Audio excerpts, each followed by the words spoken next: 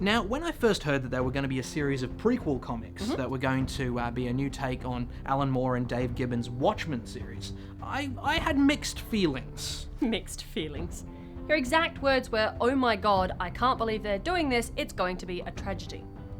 Okay, well, maybe my feelings weren't that mixed. No. And honestly, I'm pretty sure I said travesty. Yes, but and it's also very well founded. I mean, think so. This is Watchmen, for goodness sake. I mean, it's held up by many, myself included, as one of the greatest graphic novels of all time. Yeah, exactly. So you get a bunch of new writers and new artists to come in and reinterpret Moore and Gibbons' work. That's going to be risky. Yeah, but it's a gamble that DC thought was worth taking. True. Now, we wanted to wait until there were a few of these out on the shelves before we actually looked at them. And there still is Rorschach and Dr. Manhattan. Yep. Don't come out until August. But you know what? We couldn't wait any longer. We couldn't. But a quick proviso before we wade on into this. We're going to be harsh. We have to be. We have to be. Yeah. Like I said, this is Watchmen. They don't just have to be a good story, they have to be worthwhile. And that is the Watchmen watchword. Okay. Yeah, I'm going to do That's that. what we're going to do. Yep. Okay, cool. If they don't bring anything new to the table, honestly, what's their point? We pretty much have to hold them up to that. We It's do. true. So, without any further ado, let's look at Minuteman. Yes. Now, this has been written and has art by Darwin Cook. I love that name. Yeah, how can you not? It's very awesome. Now, even Alan Moore back in 1985 said that the Minutemen, the 1940s supergroup Minutemen, were an area that he could have written some more content Yeah. on. So I had some pretty high expectations for this one. And were they justified out?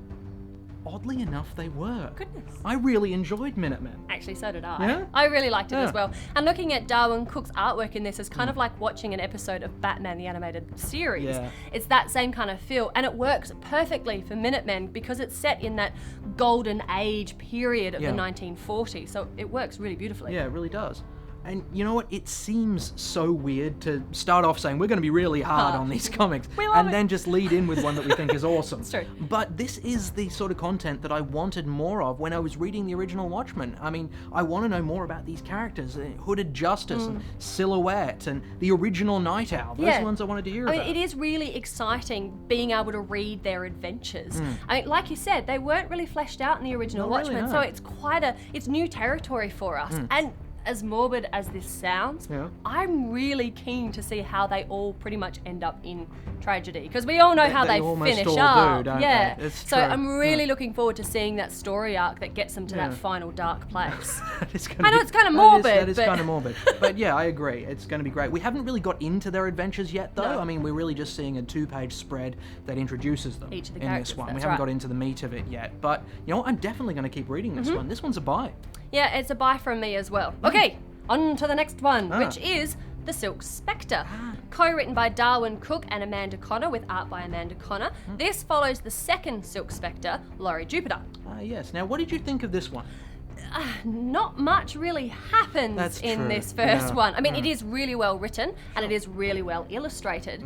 But I gotta say, Silk Spectre wasn't a character that I really kind of connected with in the original Watchmen. I Yeah. found her kind of annoying and whiny. Yeah. Very whiny. So the idea of reading a series about her in her teenage rebellious years, not really appealing to me. I know, but this is just the first one. Something interesting has got to happen that's going to drag her back to crime fighting like her mother wants it to. Absolutely. I did really love the use of the song lyrics as a storytelling device in Yeah. this as well. It weaves through all the panels, and I did find myself singing or humming the songs that were in there. It's an interesting effect. Yeah, it's like I had a soundtrack to the comic book. Yeah. But it comes down to holding it up to that higher level. Like, is it worthwhile? Yeah, well, that's the question, isn't it? And, you know, honestly, I mean, it would have been a bit weird if they hadn't given her standalone, It's because true. all the other newer generation heroes got their own, you know, solo effort, so they had to give her one as well. But honestly, from a story standpoint, like you said, I didn't get that much from this one. Yeah, and unlike Minutemen that has a 6-issue run, Silk Spectre is only doing 4. Now, Yeah. I would have thought that Cook and Connor would have gotten into the meat of the story quicker, seeing as that it's only 4 issues. That was true. quite strange.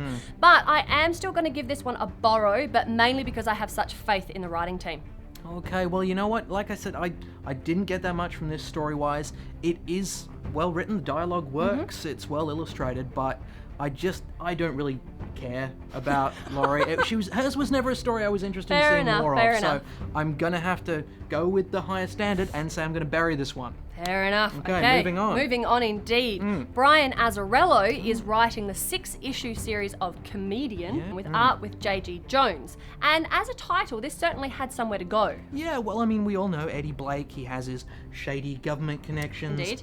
He's got his time in Vietnam. There's plenty of places this story can go that'd be quite interesting. But, you know what, I really didn't get much out of this one, and I hate to say that about an Azzarello pen title. I know, we like Azzarello. We do. We really like him. But the fact is, we know Eddie Blake did wet work for the Kennedys. Yeah. We know that he's slightly unhinged and a little unpredictable. We know all of this. What we don't know is how he got there. Well, yeah, but we're going to see his backstory in Minutemen, so it can't really True. double tell that. But yeah, I know what you're saying. I mean, we got a lot of his backstory even in the original Watchmen. Exactly. It's possible this character is just a bit tapped out. It's back to the worthwhile thing. So, are you going to keep reading this? Probably not. So Barry? I guess it has to be. Sorry, Azzarello. All right, moving on. Moving on. Night Owl, written by J. Michael Straczynski, with art by Joe and Andy Kubert. Love the team. Always a great team up. Always. Now, with this one, it's going to have a lot of pressure on it. Yeah. I mean, Dan Dryberg, the second Night Owl, he got a lot of page time He did. in the original. So there's going to be, is the character tapped out? This is going to have a lot of pressure on it. Well, I do know for a fact that this is going to have a lot of what you are looking for. Oh, what is this? What? I don't know. Maybe Night Owl and Rorschach teaming up and beating up bad guys. Okay, guilty. Yeah. That was the one area where I was actually like, okay, maybe some prequel to the Watchmen would be okay. Because I want to see that. There's that single frame in the original Watchmen where Yeah. you see Rorschach and Night Owl in 1965 Yeah. and they're facing off against a bunch of goons. That's what I wanted to see. A whole series based on that. Personally, I would have preferred to have seen more of Dan's early days training with the original Night Owl. That, early model Archimedes. That would have been awesome. But this comic just glosses over it. Well, yeah, but you know what? This is only a 4-issue run. You got to get into the goon punching. You got to move on to that as quickly as possible. That's what you want. Really? Okay, look. I'll be entirely honest, this one didn't knock my socks off. Right. But I still think it has some fun places to go. I'm still giving it a borrow. I think you're just fixated on goon punching, personally. You guys are with me? This didn't give me what I wanted from this title, so it's a berry from me. Harsh, but come on now. No, I know. We said this up front. We were going to be doing this. Now, that finally takes us to Ozymandias. Yes. Now, this is a 6-issue series. It's being written by Len Wein with art by Jay Lee. Now, this, more than any of the others, surprised me. This title really surprised me. Oh, yes, the art in this.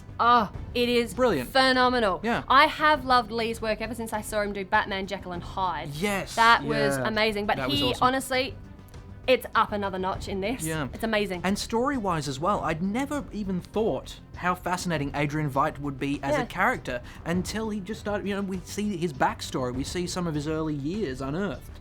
Fascinating stuff. It really is. I loved it. Look, maybe even more so than Minutemen, this one has me quite excited. This one I'm definitely going to keep reading. Big old bite. Big old bite. Yeah, the story in this, the artwork, like I said, is phenomenal. I would literally put all of them on my wall. Yeah, they are that good. That one where he's at his parents' grave. It's so Amazing. beautifully Yeah. done. This was a big surprise, and honestly, no ifs, buts, or whys, or what fors about it.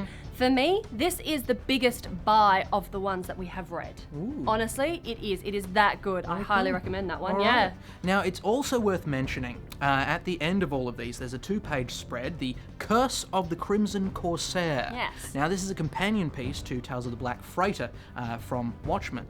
Now, this is going to be serialized across all of these Before Watchmen titles, so if you want to read the whole story, you're going to have to buy every single one, which is a bit irritating, but it's a pretty good sales play. Well, yeah, kudos to the salespeople on but that one. You know what? Hopefully they'll release it as a single volume. It would be nice. After everything else, because it's written by Jay Lee, so it's pretty cool. It's good stuff. It's worth a read. It is. Now, that's just our opinions on these Before Watchmen. Yeah. And we know, we have prepared ourselves, we've girded that ourselves, people are yeah. going to disagree with us. Maybe you do agree with us. We don't know, but we're all good. We're ready for it. Yeah. But we do have a special guest to join us here at Kapow. We have Scott, Hi, guys. who's Scott. from King's Comics. And so, Before the Watchmen, Scott, how's it been going in here? Yeah, has it been selling? Has it been What's selling? been happening? Yeah, well, it has been really well received with our readers. It's as an event, it's attracted a really astonishing amount of attention. Yeah. So.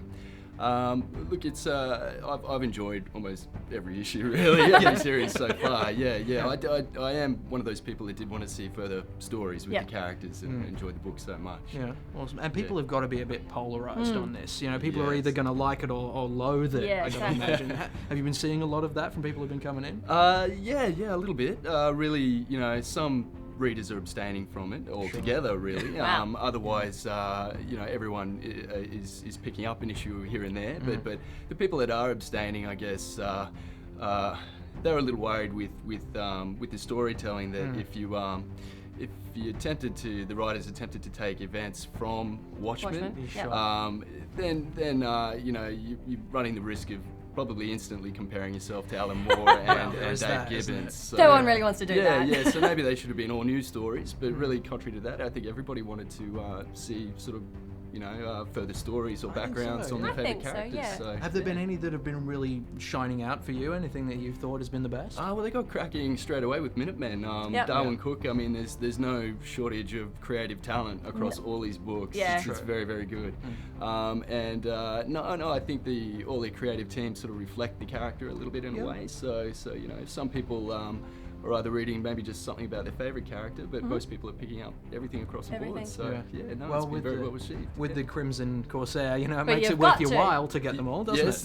Yes, it does. And that was actually one of my favourite parts of Watchmen was flicking through to the Crimson Corsair. It was so good. It was just such a nice little. So there is always that sort of thing with comics sometimes, stories crossing over one another. But look, it's been really, really good so far, and we'll see as further characters and the series expand. It'll be, I think, it'll be something that maybe people aren't grabbing straight away, but it will be something they will need further down the line. That's how the readers. There's got to be some trades coming out later, and Yeah, those are going to be a exactly. hot property when they do. Awesome. But I'm sure people will want to read it in its entirety after that. Absolutely. So, there's some we ripped on, but we'll probably want to read them all. We'll still read anyway. them all. We will read them all. See how they go. Exactly. Awesome. Well, thank you so much, Scott, for coming on board and having a chat with us about Before Watchmen. No, thanks a lot. Thanks for having me on the show. That's excellent. Thank you.